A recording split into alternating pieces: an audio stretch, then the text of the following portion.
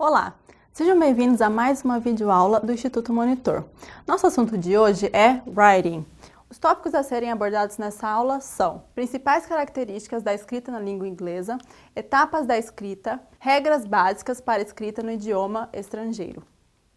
Ao término desta aula, você deverá ser capaz de conhecer as características principais para redigir um texto na língua estrangeira, conhecer como se dá o processo da escrita e compreender as regras para uma boa redação.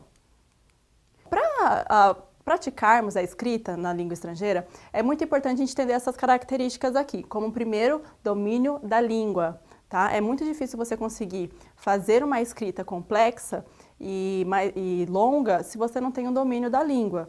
O texto deve ser escrito a partir de uma ideia, refletir sobre a ideia que quer transmitir. Então, o primeiro passo é, sobre o que eu quero falar? Sobre o que eu quero transmitir? Que mensagem eu quero transmitir para o leitor? Tá? Pensa na ideia e para depois você conseguir desenvolver o texto, ok? Muita leitura. Para você conseguir fazer uma escrita, você precisa de um vocabulário amplo, você precisa ter noção, o processo que dá o texto, né? Então é muito importante você ter o costume de ler bastante, ok? Bom, as etapas da escrita se dá por pré-writing, drafting, revising, editing e publishing, ok? Vamos falar de cada uma delas detalhadamente. Então vamos lá, o primeiro passo é pré-writing, que é o levantamento de ideias, né, que é o brainstorming, é a especificação de tarefas, definir o tema, determinar o público e propósitos. Então o primeiro passo é você levantar as ideias, aquilo que você quer falar, pensando na especificação de tarefas, pensando no tema que você quer falar e determinar que público você quer transmitir, tá? E o porquê. Por que você quer transmitir aquilo, por que você quer escrever isso, ok? Plano textual, que é o planejamento de organização, coerência e objetivo do texto a ser redigido. Também é um passo importante no processo de pré-writing, tudo bem?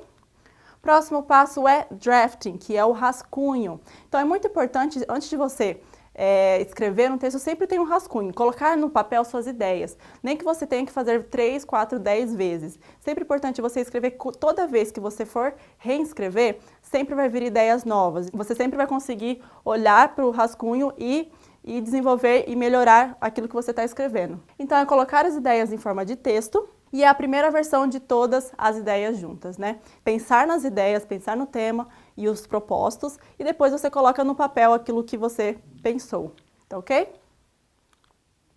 O próximo é a revisão. É um passo onde você vai olhar o texto de uma forma global, de uma forma geral, tá? É encontrar os erros no conteúdo e corrigi-los. Então, a partir de uma leitura específica, você vai encontrar os erros que você encontrou, tanto de gramática ou de sentido, de frase.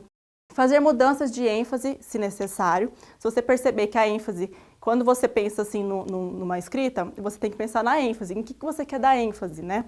Então, quando você vai fazer essa revisão, você tem que pensar se o texto que você está lendo está dando ênfase naquilo que realmente você queria dar ênfase, ok?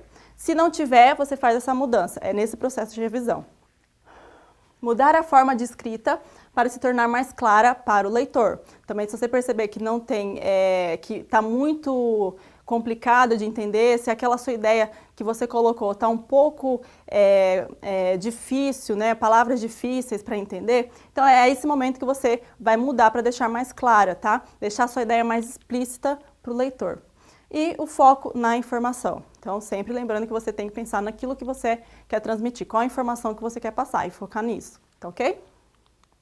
Próximo passo, que é o passo 4, que é editing, que é a edição. Então, aí depois da revisão você faz a edição, que é a correção de gramática, se atentar à pontuação, ortografia, layout, e citações e referência. Então, prestar um pouquinho mais de atenção nesses pontos aí. E por fim, que é publishing, que é publicar aquilo que você escreveu. Então é a etapa final do processo e o texto já está pronto para ser publicado. Eu vou falar um pouco de algumas regras que são básicas para você redigir um texto, ok? Primeiro, formato das frases deve ser sujeito, verbo e complemento. Por exemplo, the Human Resources Department is closed in the morning. O sujeito é the Human Resources Department, né, que é o Departamento de Recursos Humanos, o verbo que é o is e o complemento closed in the morning, que é estar fechado no período da manhã. Use frases curtas. No inglês, eles não têm o costume de colocar uma frase longa, eles sempre terminam a frase com pontos. Então, por exemplo, aqui, ó, Education is the most important factor for the development of human civilization. Ponto. Education provides the nation with manpowers, promotes nation unity and uplifts public awareness. Então aqui, se você colocasse uma palavrinha entre o ponto e o restante da frase, você não ia conseguir respirar e não ia conseguir entender aquilo que o autor está dizendo. Seja objetivo, apresente fatos e não opiniões. É muito importante isso no processo de leitura, principalmente porque o leitor ele vai exigir isso do escritor, que quando ele lê, ele fala assim, mas é uma opinião, não tem evidências disso. Então, é importante apresentar sempre fatos e ser objetivo.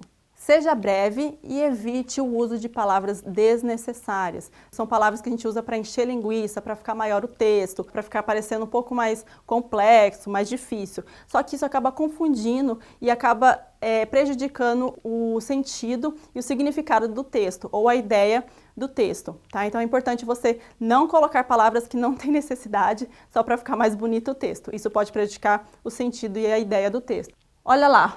I actually didn't really appreciate the movie I saw last night with some friends. As a matter of fact, I was kind of tired as well. Essa frase aqui, tá vendo que ela tá mais comprida?